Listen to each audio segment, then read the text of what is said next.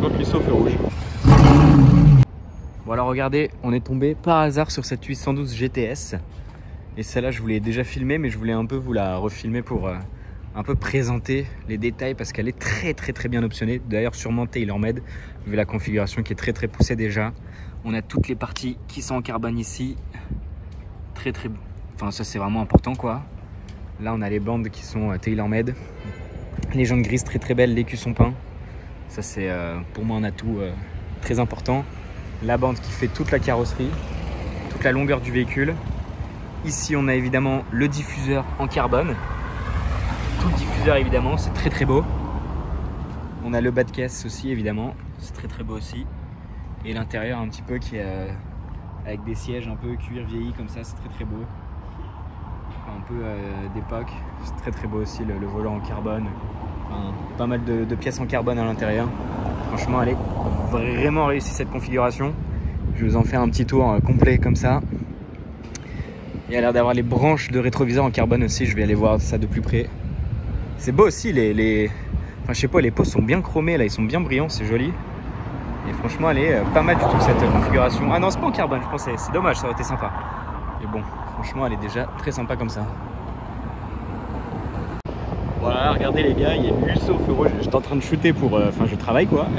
Il y a une 250 Lusso au feu rouge. Bon, je peux pas aller plus loin parce que bon, je vais pas abandonner mon poste de travail, mais ah, j'étais pas prêt là. Bon, je crois que pour lui, c'est le coup dur. Hein. Ah, le coup dur, place de l'Allemagne. Putain, lui, il a pas déconné. Hein. Voilà, regardez cette Aventador SVJ Roadster. Bon, j'avais eu la flemme de filmer, mais vu qu'elle bouge et qu'elle roule, autant vous la filmer quand même. Voilà, je crois qu'elle a fait autant de bruit que quand elle était garée. Bon alors je viens d'arriver, je pensais que j'allais vous la filmer tranquille et au final la voiture part, mais regardez-moi cette SLR Roadster bleue, intérieur camel un peu.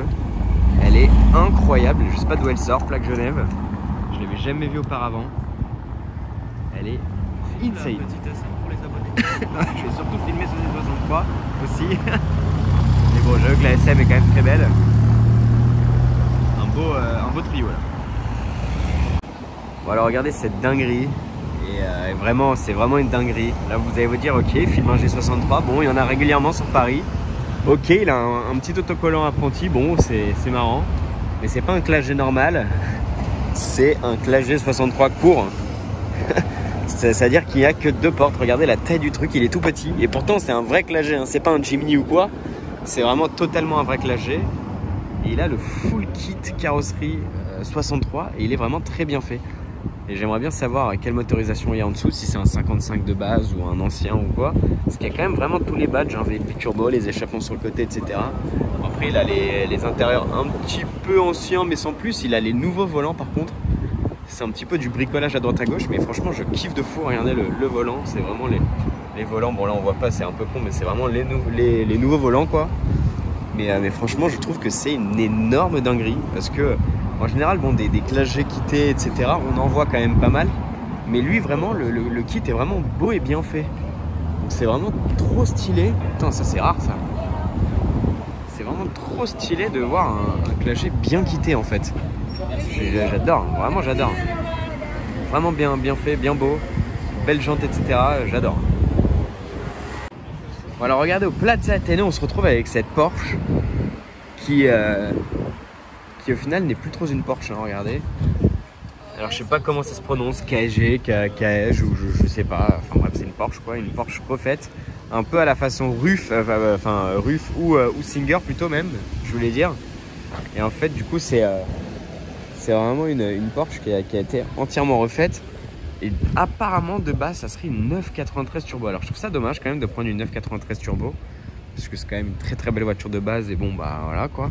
Mais quand même il y a pas mal de modifications, notamment à l'avant cette petite lame en carbone.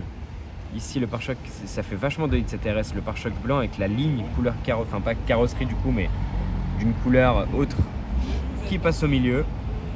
Et si on dézoome on peut voir déjà les phares un petit peu plus récents aussi qui ont été modifiés, les jantes avec vraiment le déport. J'aime beaucoup le détail par contre à l'arrière qui est couleur vert aussi déjà. c'est vraiment pas mal, tu vois, parce que autour, ok, c'est vert. Mais vraiment à l'intérieur de la jante, c'est vraiment super sympa ça comme détail. Donc voilà. Franchement, il y a des petits détails quand même pas mal. Là, on peut voir les essuie-glaces centraux. La petite trappe. Là, on peut voir le petit sticker turbo avec pareil, un bas de caisse full carbone. Alors, les voitures sont dans un sale état parce qu'il a plu cette nuit et bon, bah, c'est encore une pluie sûrement du Sahara là. Donc voilà. L'intérieur est dingue aussi. Je sais pas si je vais arriver à vous filmer. L'intérieur est vraiment dingue. Évidemment, ça fait la mise au point sur la saleté, c'est parfait, nickel. Bon bah voilà, mais au moins vous l'aurez vu un petit peu quand même.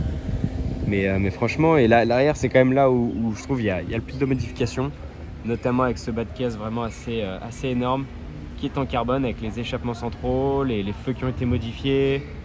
Évidemment le ducktail qui est un ducktail qu'ils ont dû faire, hein, parce que on peut voir tout le carbone avec un peu de chrome dessus. Ah, la mise au point elle est fatiguée aujourd'hui, hein.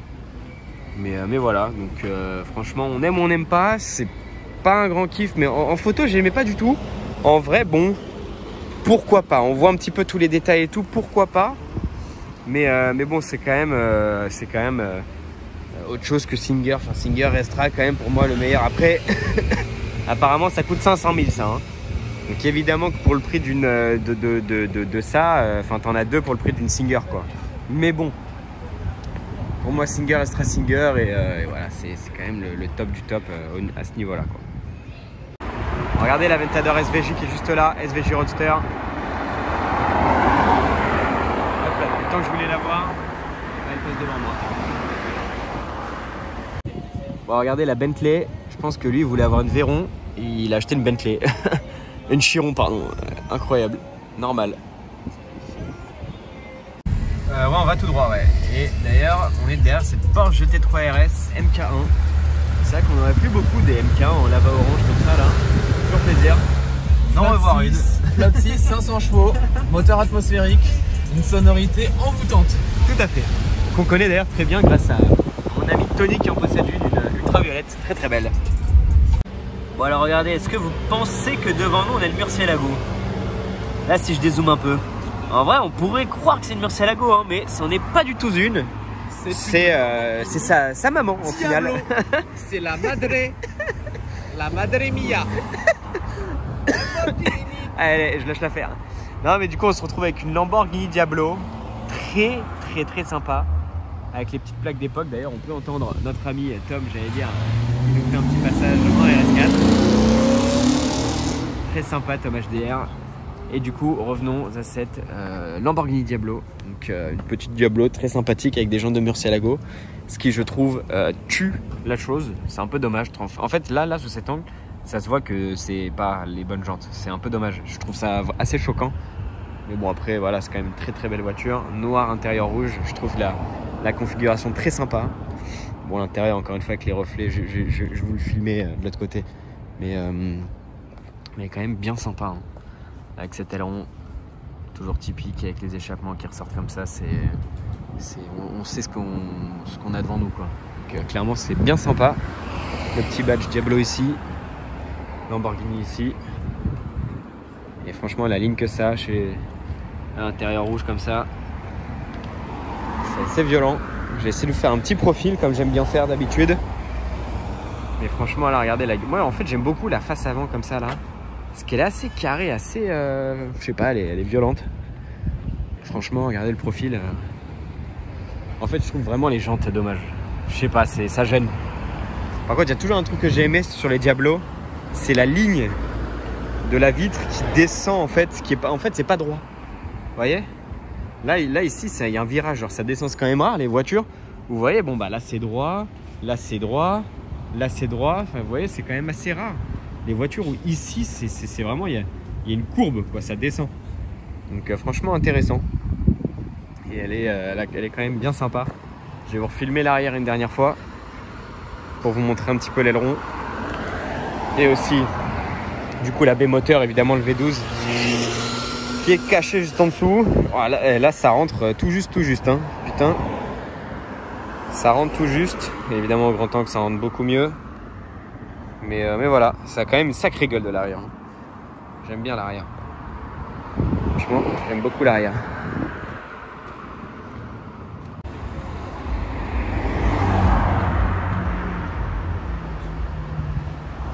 Bon, alors regardez, quand tu veux un Crazy Color Edition mais que tu t'es trompé de génération de classe G, nul. Alors regardez cette ancienne Rolls Royce, plutôt pas mal. Une Silver Cloud 3. Et elle est franchement plutôt jolie, hein, c'est pour ça que je vous la filme. Ouais, franchement bien mignonne. Argent, nuage, quoi. Et nous là. Hop là, regardez, on a le Cullinan et la pista juste là. Rapide. Alors regardez ce Lamborghini Urus qui vient de démarrer. Au moment où j'allais vous le filmer, le mec est monté dedans, donc bon, je l'ai laissé monter dedans avant de commencer à vous le filmer. Il a un petit kit carrosserie, il a pas mal de carbone un peu partout, des grosses jantes, très violentes d'ailleurs. Il a un kit à l'avant, je sais pas, il y a marqué quelque chose mais j'arrive pas à voir d'ici. Évidemment je vais pas m'approcher alors que le monsieur s'en va. Donc voilà. Juste là, regardez, il y a marqué un truc. Évidemment à l'ombre, je n'arrive pas à lire. Compliqué, mais tout va bien. Pareil, il y a marqué un truc là. Et avec la 7 on voit rien, là j'ai pas de bol. Regardez ici, garé normal, 765 LT. Très sympa. C'était la première que j'avais vue celle-là, toute première à Paris. Bon alors regardez, derrière cette Maybach qui vient des terres australes et antarctiques françaises, jamais vu ça de ma vie, surtout sur une Maybach improbable.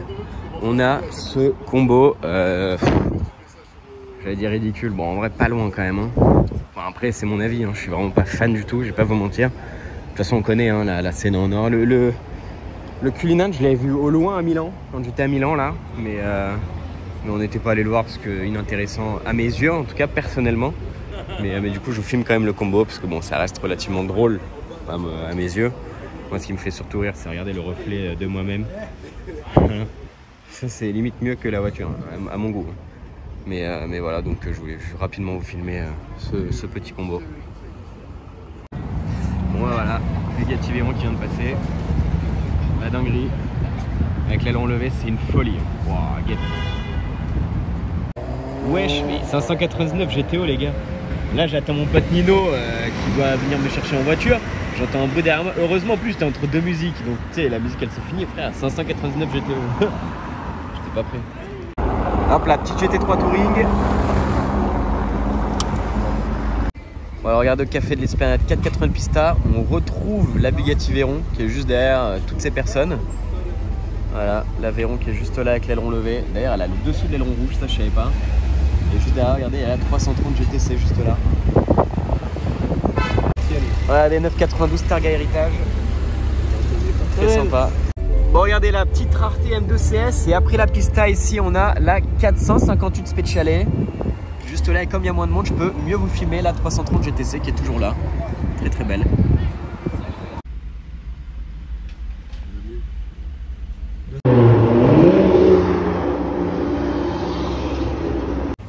Bon alors regardez, aujourd'hui on se retrouve au Royal Monceau avec cette Ferrari, la Ferrari verte. Un vert même un peu dépassé. Hein. Là, il a pris de l'âge le vert. Hein. Voilà, on est devant une Ferrari, la Ferrari, avec évidemment c'est un wrap, un covering. En dessous elle est rouge et celle-là j'ai déjà vu, je la vois quasi depuis 10 ans. Hein. Celle-là elle est très très connue, évidemment. Mais voilà, fallait que je vous la filme en verte. Elle c'est simple, je voulais la voir depuis très longtemps parce que ça fait déjà pas mal de temps qu'elle est avec ce covering, mais elle était jamais sortie et je voulais vraiment la voir de fou, juste pour vous la filmer parce que ça c'est quand même un truc à filmer quoi. Une La Ferrari verte, il n'y en a pas des milliers et franchement c'est quand même assez insolite et ça change des La Ferrari rouge. Et vu que celle-là avant elle était rouge, voilà ça change, enfin j'aime pas du tout, hein, je vais pas vous mentir, mais au moins ça lui apporte un peu d'intérêt vu qu'en rouge je l'ai déjà vu des milliers de fois limite. Bah là au moins ça me permet de m'arrêter et de la re-regarder parce que mine de rien c'est quand même très très insolite dans cette couleur, dans ce covering un peu bizarre d'ailleurs parce que franchement regardez elle paraît là avec la lumière, elle paraît un peu verte, blanche, enfin c'est trop bizarre, c'est trop bizarre franchement. Et vraiment Ah, je sais pas, c'est vraiment trop bizarre comme covering. Je vais essayer de vous filmer l'arrière un petit peu. Là, il y a les Bentayga qui collent comme jamais. Mais voilà quoi. Par contre, en vrai, la LAF, putain, qu'est-ce que c'est beau. Franchement, ça faisait longtemps que j'en avais pas vu une comme ça dans la rue. Franchement, ça fait vraiment plaisir d'en voir une. Hein. Putain, la gueule que ça a. C'est un délire quand même. Hein.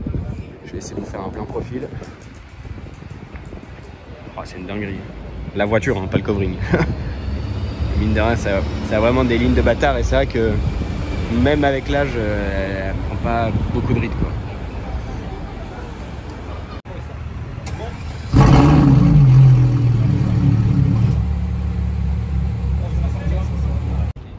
Bon, après la LAF, on reste dans les Ferrari exclusives avec cette Ferrari F12 TDF, full tailor-made d'ailleurs.